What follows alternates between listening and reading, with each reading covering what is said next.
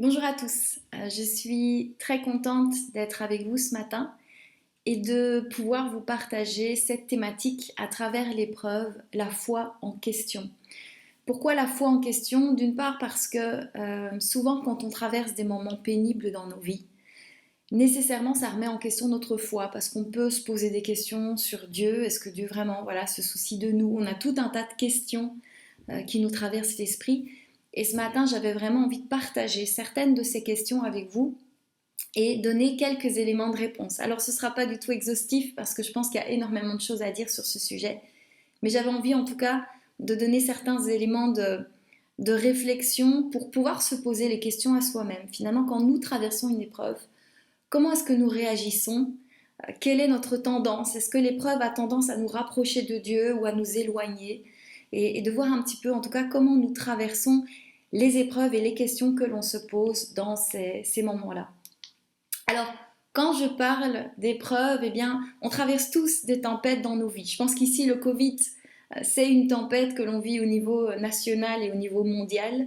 C'est une tempête parce qu'on est dans un climat anxiogène, parce qu'on sent qu'il y a énormément de peur pour les hôpitaux qui soient saturés, peur que la situation ne se résolve jamais et que ça va perdurer, peur d'attraper le virus, peur peut-être que certains de nos proches attrapent le virus, peut-être des personnes plus fragiles, peur de perdre l'autre, perdre le confort de nos vies. Donc on est déjà dans ce climat anxiogène et puis on peut vivre des tempêtes personnelles, des tempêtes parce que dans le couple c'est compliqué, parce que on a peut-être une maladie, des douleurs chroniques, des choses avec lesquelles on doit vivre chaque jour. Peut-être qu'au travail c'est difficile aussi. Peut-être qu'on vit du harcèlement, peut-être qu'on vit un travail pénible, des problèmes avec les collègues, des problèmes relationnels. Enfin bref, je pense que tout au long de notre vie, on peut vivre toute une série d'épreuves. On en a déjà vécu, on en vivra encore. Et force est de constater que très souvent, quand on vit ces moments d'épreuve, on se pose des questions.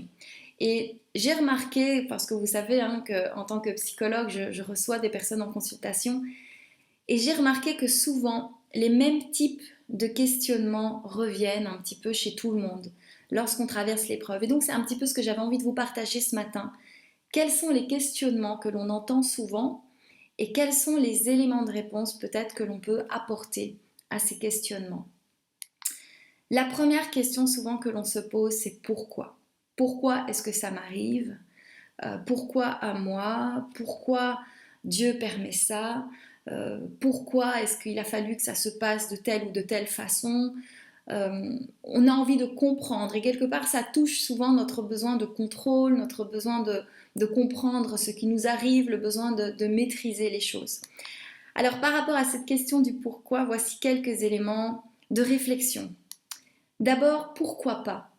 Dans Matthieu 5, 45, c'est le verset qui dit qu'il fait bon sur les justes et sur les méchants et qu'il pleut sur les justes et sur les méchants. Quelque part, on vit sur cette terre et on est tous effectivement soumis aux mêmes réalités. C'est-à-dire que pour tout le monde peut traverser des moments d'épreuve, des moments difficiles et tout le monde peut vivre aussi des bonnes choses. Et donc, c'est pas parce qu'on est chrétien qu'on est épargné. Et parfois, on peut avoir un peu cette idée-là de dire oui, mais je suis chrétien, j'ai Dieu, donc normalement, ça ne devrait pas m'arriver. Mais Dieu ne nous a jamais promis ça dans sa parole et clairement, sa parole montre qu'au contraire, nous ne sommes pas épargnés et nous aussi, nous pouvons vivre des moments difficiles dans nos vies. Et je sais que certains chrétiens peuvent vraiment avoir difficile avec cette réalité et peuvent même être en colère de cela, de se dire c'est pas normal que Dieu nous laisse vivre cela. Mais c'est un constat et c'est effectivement quelque chose que l'on vit dans nos vies. Parfois aussi, à cette question du pourquoi, on a la réponse, mais parfois pas. Parfois, on peut comprendre, on peut avoir des éléments de réponse. Par exemple, si je vis un burn-out, mais que ça fait des années et des années et des années que je mords sur ma chic, forcément, à ce moment-là, on peut avoir une réponse de pourquoi ça s'est produit. Mais parfois, on n'a pas de réponse. Parfois, on ne sait pas pourquoi les choses se sont passées comme ça. Et quelque part, on doit accepter parfois qu'on n'a pas d'éléments de réponse. Et si je ne comprends pas? Si ça me pose un problème finalement de ne pas comprendre, s'il n'y a pas d'explication logique à pourquoi je traverse ce que je traverse, voici d'autres éléments de réflexion. Dieu est souverain, c'est-à-dire que est-ce que je crois que même si moi je ne comprends pas, Dieu, lui, il sait pourquoi est-ce qu'il permet cette situation? Est-ce que je crois que Dieu est au contrôle de tout, que Dieu n'est pas surpris par ce qui se passe dans ma vie? Et quelque part, est-ce que ça me rassure de savoir que Dieu sait? Dieu est au contrôle. Est-ce que ça me suffit? Et on peut se poser la question, peut-être que, ok, Dieu sait, Dieu est souverain, Dieu est au contrôle, mais moi j'aimerais quand même savoir. Est-ce que ça me suffit de savoir que Dieu est au contrôle? Je pense que par rapport à cette situation du Covid, euh, c'est une question prégnante. Ok, on ne sait pas trop comment les choses vont se développer, comment les choses euh, vont continuer dans l'avenir, mais est-ce que je peux être assurée, est-ce que ça peut me rassurer que Dieu, lui, il sait toutes choses, que Dieu n'est pas surpris par cette crise. L'être humain est peut-être surpris, mais Dieu n'est pas surpris. Dieu sait ce qui se passe, Dieu prend soin de nos vies. Afin que votre foi fût fondée non sur la sagesse des hommes, mais sur la puissance de Dieu.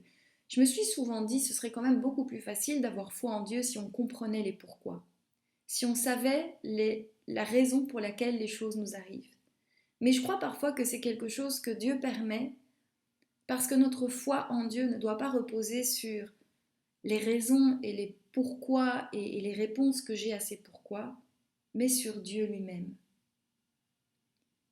Si je suis rassurée, ce n'est pas parce que j'ai la réponse à mes questions, mais parce que je sais que Dieu est au contrôle, que Dieu sait ce qui se passe et que quelque part je peux lui faire confiance, comme un enfant qui prend la main de son père et qui se laisse vraiment guider par son papa. Et peut-être que l'enfant, il ne sait pas trop où il va, il ne sait pas où il est, mais il a confiance parce qu'il sait que son papa, lui, il sait ce qu'il fait.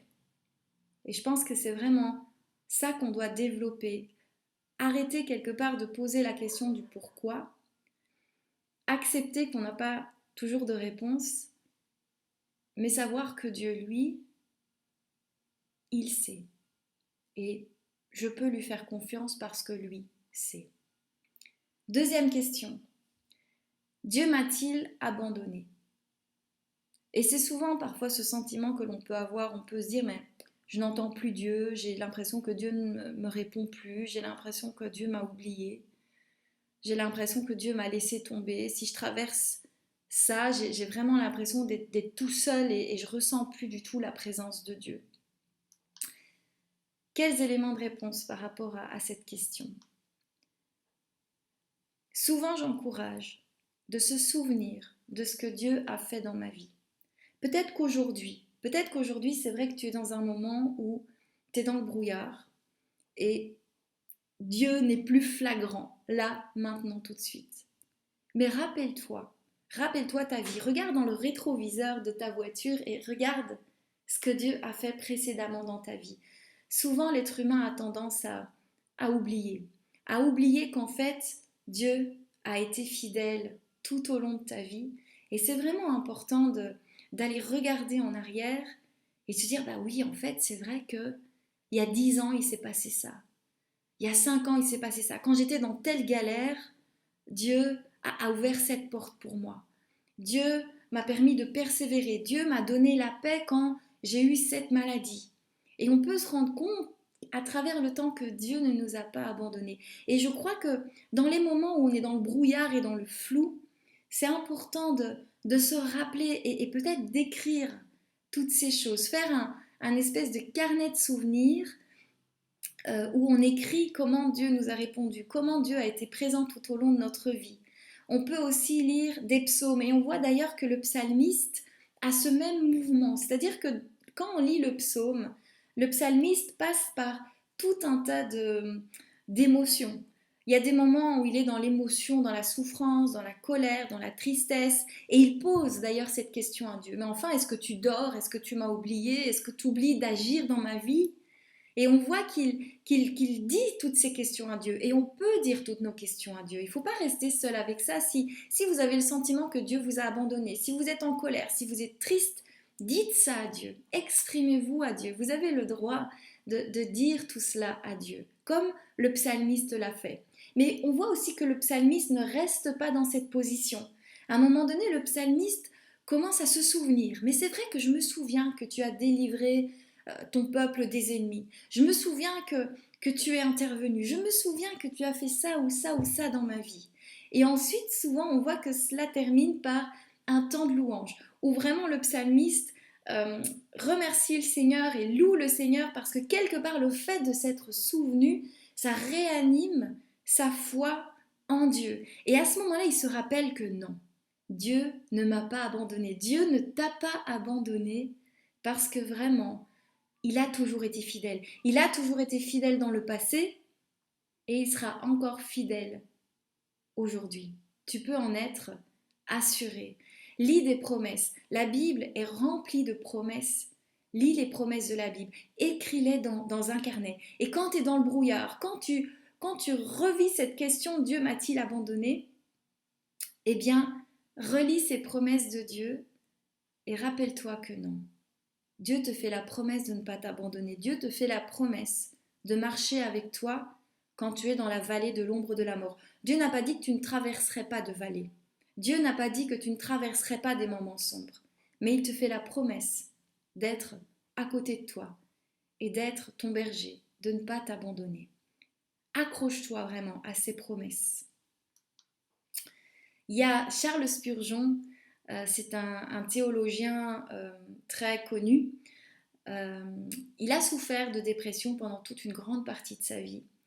Et il disait souvent que dans la dépression, il avait vraiment le sentiment d'être dans un brouillard opaque et de ne plus ressentir la présence de Dieu. Et une des images qu'il a prises pour se rendre compte que Dieu ne l'a pas abandonné, c'est cette image que quand on prend l'avion et qu'on est encore bas dans le ciel, on peut être dans une tempête, on peut être dans un ciel gris et on ne voit rien, tout est blanc autour de nous. Mais quand l'avion passe au-dessus des nuages, là on se rend compte qu'en fait le ciel est dégagé et qu'en fait le soleil brille toujours. Et il prend vraiment cette image de dire derrière les nuages, le soleil brille toujours. Même si tu es dans ces nuages opaques, rappelle-toi que le soleil brille toujours. Dieu est toujours là. Dieu est amour. Dieu n'a pas changé. Et Dieu est toujours au contrôle de tout et est toujours présent dans ta vie. Troisième question. Dieu se soucie-t-il vraiment de moi? Est-ce que Dieu m'aime vraiment? Est-ce que vraiment j'ai de la valeur aux yeux de Dieu? Ou est-ce que finalement c'est un Dieu lointain qui, voilà, moi je suis un petit grain de riz parmi plein de riz et j'ai peut-être le sentiment finalement que je ne suis rien et que peut-être que, voilà, je ne suis pas si importante que ça pour Dieu. Alors là aussi, quelques éléments. La Bible nous dit que Dieu est bon, que Dieu nous aime. C'est ce que la Bible dit de Dieu. C'est un attribut de Dieu. Ça veut dire que ça fait partie de sa personnalité, de qui il est. Et d'ailleurs, on ne dit pas seulement que Dieu aime. On dit que Dieu est amour. Ça veut dire que il est l'amour parfait. Il est bonté. Et ça n'a rien à voir avec moi. Je suis peut-être un petit être humain, je suis peut-être perdue au milieu de plein de gens et j'ai peut-être l'impression d'être toute petite. Mais Dieu est bon, Dieu est amour. Je pense que ça fait tellement partie de qui il est qu'il ne peut faire autrement que nous aimer. Parce que c'est sa personnalité, c'est ce qu'il est, cet amour parfait. Alors quelque chose qui nous empêche de croire en cet amour et à la bonté de Dieu, c'est la façon dont on va poser notre regard. Qu'est-ce que tu regardes dans ta vie? Est-ce que tu crois ce que tu vois ou est-ce que tu crois la parole de Dieu. La Bible, elle est claire.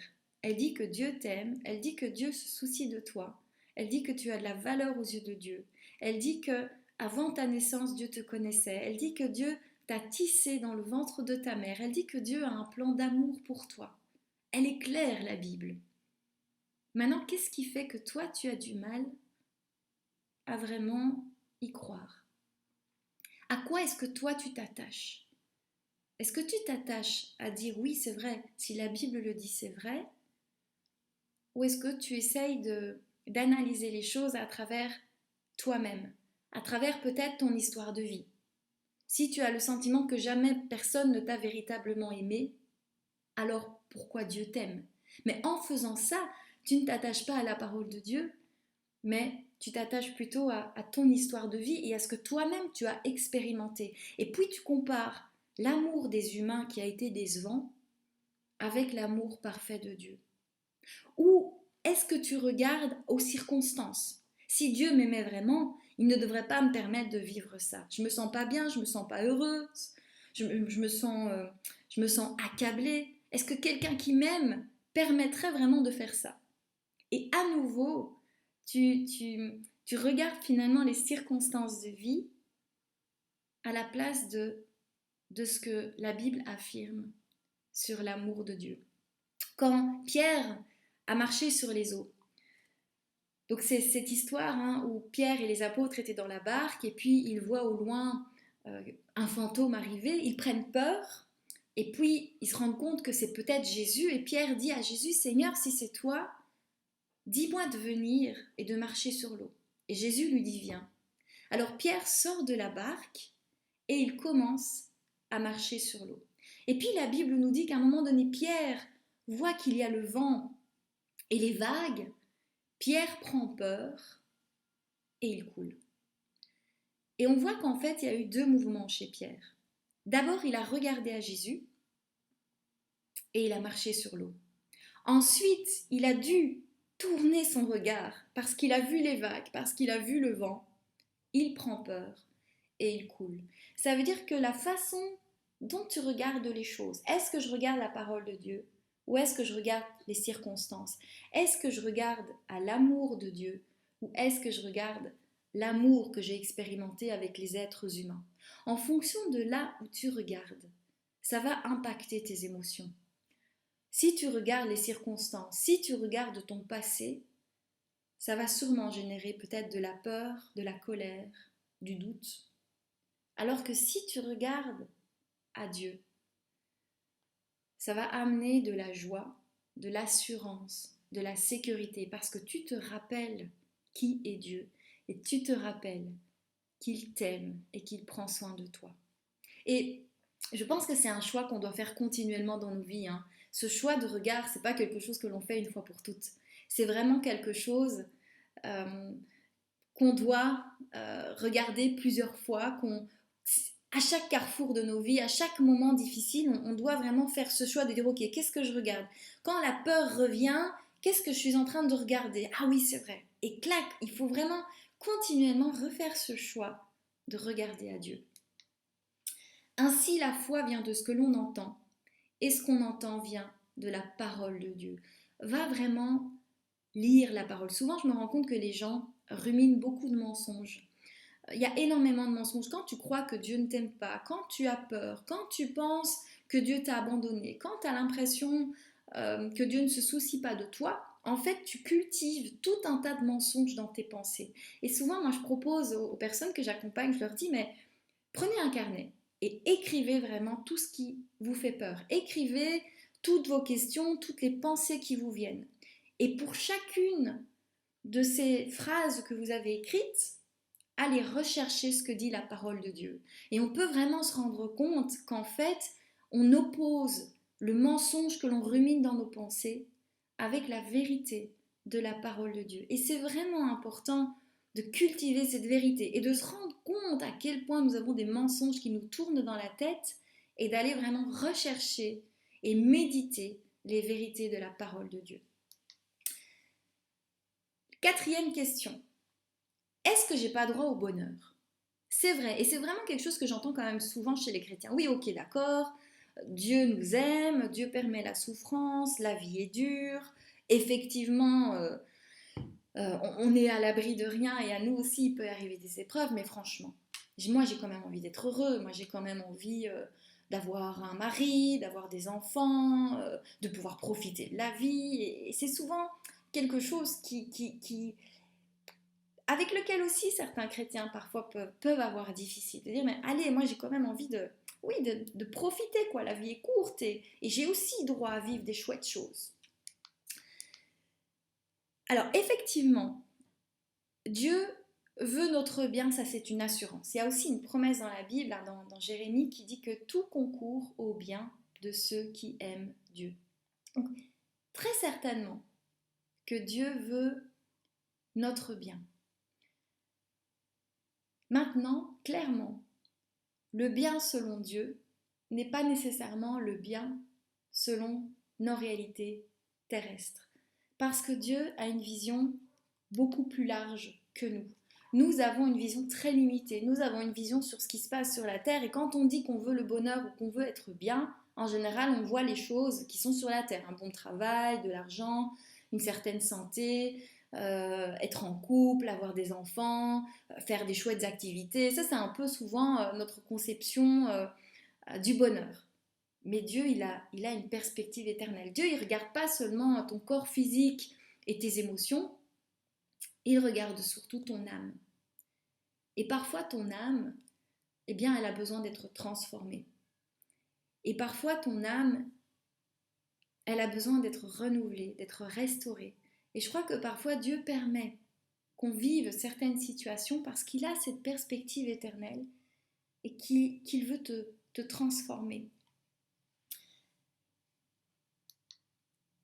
Dieu qui est riche en miséricorde, à cause du grand amour dont il nous a aimés, nous qui étions morts par nos offenses, nous a rendus à la vie avec Christ. Alors pourquoi revenir à la croix? Parce que quand Jésus est venu sur terre, les Juifs pensaient que Jésus allait les délivrer de l'oppression romaine.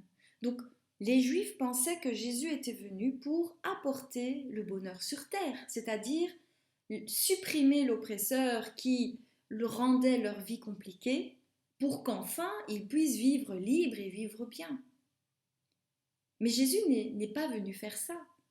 Jésus, il est mort sur la croix. Et je pense qu'on est dans ce même décalage. Si on croit que le but de Dieu, c'est de nous enlever les épreuves, comme les Juifs pensaient que Jésus allait venir les délivrer de l'oppression romaine, on se trompe d'objectif. Le but de Jésus n'a jamais été d'amener le bonheur sur terre. Le but de Jésus, il a été de sauver ton âme. Et ça montre vraiment le décalage. Et je pense que dans nos vies, on peut avoir aussi ce décalage. Penser que finalement, Dieu se préoccupe seulement de ce qui se passe sur la terre et d'oublier qu'en fait, Dieu, il a plutôt cette perspective éternelle. Alors attention, ça ne veut pas dire que Dieu ne peut pas te bénir et te donner des bénédictions ici sur terre. Dieu est bon. Et donc, je pense que vraiment, Dieu prend soin de nous à tous les niveaux. Mais Dieu ne se limite pas à cela. Il y a plus, il y a autre chose. Et je pense qu'il faut vraiment réaliser que le but de Dieu, c'est ton bien, mais dans une perspective éternelle. La dernière question. Pourquoi est-ce que Dieu n'agit pas? Parfois, on peut avoir ce sentiment, on vit une épreuve depuis un certain temps, on prie pour la résolution, on prie pour peut-être trouver la maladie, on prie pour qu'on puisse changer de travail et on n'a pas de réponse. Et là, quand ça commence à tarder, on peut vraiment se demander, mais enfin, pourquoi Dieu ne répond pas à ma prière? Alors là aussi, je pense que c'est une certitude que Dieu agit. Je pense que de toutes les façons, et la Bible le dit, Dieu n'est pas insensible à tes prières. Dieu connaît ta souffrance. Dieu a souffert quand il était sur cette terre. Dieu a été humilié. Dieu a été frappé. Jésus a vécu toutes ces douleurs et on voit d'ailleurs à travers toute sa vie sur terre combien Jésus était plein de compassion. c'était quelqu'un qui était touché par la souffrance de l'autre. Donc, sois assuré que Jésus est touché par ta souffrance, parce que son cœur est un cœur plein d'amour et de compassion. Et je suis certaine que Dieu agit et ne nous laisse pas comme ça. Parfois, c'est vrai qu'on a le sentiment que Dieu n'agit pas, mais je suis convaincue que Dieu agit. Mais par contre, il n'agit pas toujours comme on le voudrait, comme on le penserait. À nouveau, parce qu'on n'a pas toujours la même perspective. Parce qu'à nouveau, nous, on voudrait que Dieu agisse ici et maintenant. Et je pense que Dieu, il a cette perspective de nouveau à long terme. Et il sait peut-être le fait que tu vives cette épreuve aujourd'hui, il sait peut-être ce à quoi tu vas arriver dans tes questionnements. Ou peut-être que ce que tu vis aujourd'hui va renforcer ta foi avec Dieu. Ou peut-être que ça va te permettre d'accepter une situation que tu n'es pas encore prête aujourd'hui à accepter. Et donc, c'est de se dire que si Dieu n'agit pas tout de suite ou aujourd'hui, c'est parce qu'il a cette perspective sur du plus long terme. Aussi, j'ai remarqué chez beaucoup de chrétiens que quand on prie, on veut souvent la solution, c'est-à-dire par rapport à la finalité de ce que l'on vit. Par exemple, si on est malade, on veut être guéri. Si on a un problème au travail, on veut que le problème se solutionne ou qu'on change de travail. Donc quelque part, on a comme objectif que la réponse de Dieu, ça va être la finalité de ce pourquoi on prie. Et j'ai remarqué que souvent, quand on n'obtient pas cette finalité, quand on n'a pas le changement voulu, on a l'impression que Dieu n'agit pas. C'est un peu du tout ou rien. Si j'ai pas la réponse que je veux, alors c'est que Dieu n'agit pas. Et je pense que là, on se trompe. Parce que j'ai souvent remarqué dans la vie de beaucoup de chrétiens que, effectivement, la finalité et la réponse à notre prière n'est pas encore obtenue, mais il peut se passer quelque chose sur le chemin.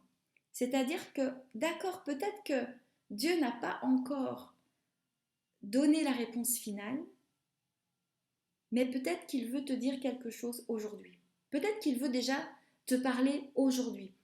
Et j'ai déjà remarqué que quand, en tant que chrétien, on se met dans une autre disposition, c'est-à-dire qu'au lieu d'être focalisé sur la finalité, je dis voilà Seigneur, qu'est-ce que tu veux m'apprendre aujourd'hui? Peut-être qu'à travers cette épreuve, tu veux m'apprendre quelque chose et j'ai envie vraiment d'être à ton écoute de ce que toi tu veux me dire là maintenant. Et bien souvent, j'ai remarqué qu'il se passe quelque chose et que Dieu commence à agir, à transformer, à te faire voir les choses autrement. Et en fait, j'ai remarqué que c'est souvent cela que Dieu veut faire. Ça veut dire que Dieu agit. Mais Dieu n'agit pas nécessairement sur la solution finale, mais Dieu agit déjà aujourd'hui. Ça montre aussi qu'il y a un décalage, je pense, dans notre volonté et la volonté de Dieu. C'est-à-dire que nous, quand on prie, on voudrait que tout soit solutionné, alors que Dieu, il veut te transformer. C'est-à-dire que je pense que l'objectif de Dieu n'est pas de tout solutionner dans ta vie. Mais l'objectif de Dieu, il est vraiment de t'enseigner, de transformer ton cœur, de transformer tes pensées, de te faire réaliser peut-être que dans certains points de ta vie, il y a peut-être des choses à modifier. Peut-être, par exemple, que tu pries pour quelque chose que tu aimerais voir s'accomplir et qu'il ne le fait pas parce que finalement, lui, ce qu'il veut t'apprendre, c'est que peut-être que tu as donné trop de place à cela. Peut-être que c'est devenu une idole dans ta vie. Peut-être que la finalité devient plus importante que Dieu lui-même. Et donc, sois attentif.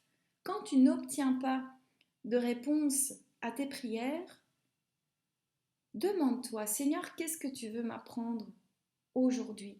Et je pense qu'on doit vraiment apprendre à être à l'écoute chaque jour de Dieu. Il y a ce verset que moi j'aime vraiment beaucoup, hein, à chaque jour suffit sa peine. Je pense que trop souvent, on a les yeux fixés sur le futur, on a les yeux fixés sur la réponse que l'on veut obtenir de Dieu, et en fait on ne voit plus que Dieu, il est occupé à être là à côté de toi maintenant. Et que Dieu, il a peut-être des choses à t'enseigner maintenant. Alors, je pense qu'on doit vraiment apprendre à renoncer et à abandonner d'être focalisé. De nouveau, c'est une question de regard. Hein. Est-ce que je regarde la finalité, la réponse à tout prix à ma prière, ou est-ce que je regarde aujourd'hui? Là maintenant, aujourd'hui, prends conscience que Dieu est à tes côtés et que Dieu, il aime te parler, il aime t'enseigner, il aime te transformer. Une dernière image, c'est vraiment que nous sommes de l'argile et Dieu est le potier. Et aujourd'hui, tu es cette argile et Dieu est là avec toi. Est-ce que tu le laisses te transformer?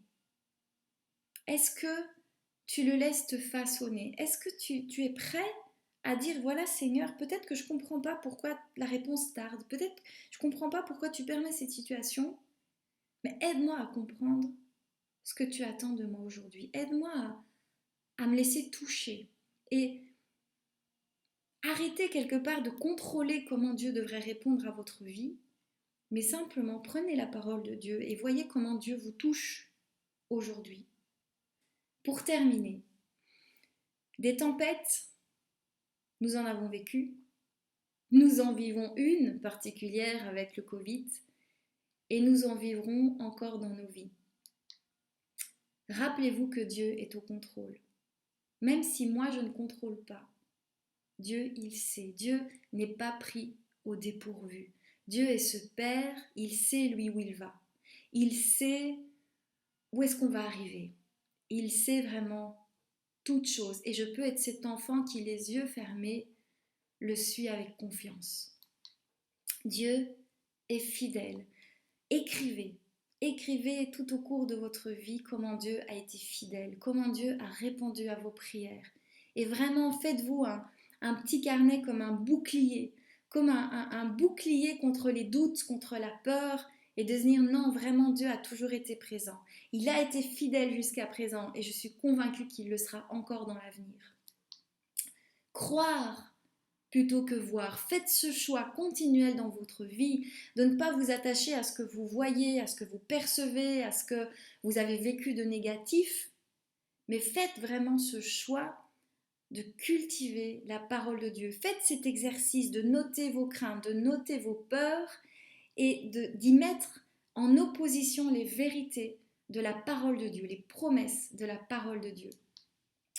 Cultivez la perspective éternelle. Rappelez-vous que toute notre vie ne se passe pas ici-bas. Tout notre bonheur, tout notre bien n'est pas juste terrestre. Mais rappelons-nous vraiment que Dieu se soucie de notre âme et que vraiment nous sommes appelés à vivre pour l'éternité. Et c'est ça que Dieu voit et c'est vers cela que Dieu nous pousse et c'est pour cela que Dieu nous transforme. Et puis l'importance de persévérer. La Bible nous le dit, hein, que c'est un chemin étroit, que c'est un chemin avec des obstacles et que ce n'est pas facile. L'apôtre Paul disait, on est sur la course et on doit persévérer pour essayer de rester accroché. Persévérons, persévérons vraiment à rester accrochés au Père, persévérons à garder les mains fixées sur notre Père, même si ce n'est pas toujours évident. Persévérons et croyons vraiment et continuons à faire le choix de la foi.